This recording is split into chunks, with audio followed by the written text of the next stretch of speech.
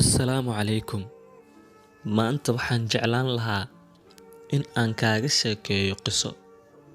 Inta badan marka aan maqalno qiso, waxaa niyaddeena ku soo dhici in qisadu noqon doonto mid cibro qaadasho ah ama mid kuu digayso.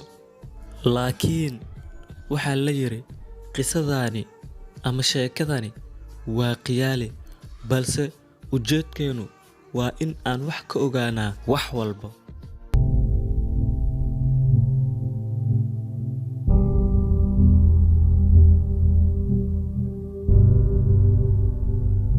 Nin ayaa gurigiisa ku soo laabtay iyadoo xilli haween ah. Markuu guriga ka tegayay subaxii, wuxuu ka tagay xaaskiisa oo sariirteeda iska jiifta.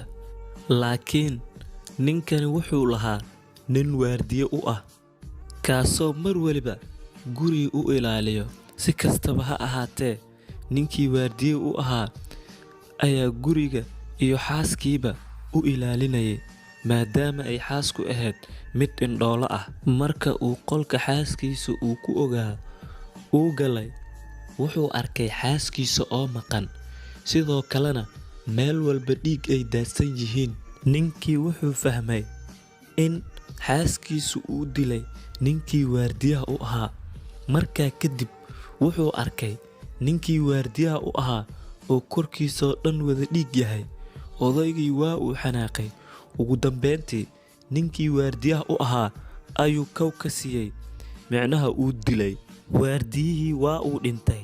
Laakiin waqti yar kadib, ninkii guriga iska lahaa markii uu galay qolkii kale, wuxuu arkay xaaskiisa oo sariirta iska jiifta, iyadoo nabad qabto, sidoo kalena dhinaceedu u yaalo nin meyd ah, kaasoo ahaa tuug guriga soo weeraray.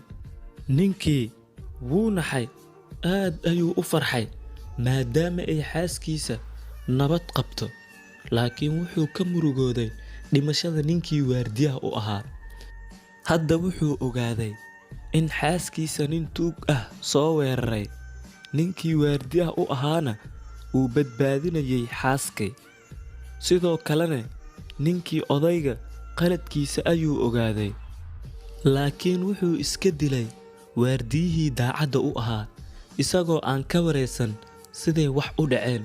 Ugu dambeyntiina, ninkii waa uu isaga guuray tuuladii uu degnaa. Laakiin dardaarankiisii dhaxalgalka ahaa ee uu ugu tagay tuulada wuxuu ahaa: weligaa go'aan ha qaadan adigoo xanaaqsan. Muuqaalkeena maanta halkan ayuu ku egyahay. Waxaa inoo ballan ah muuqaalkan kan xigo. Asalaamu calaykum waraxmatullaahi wabarakaatu.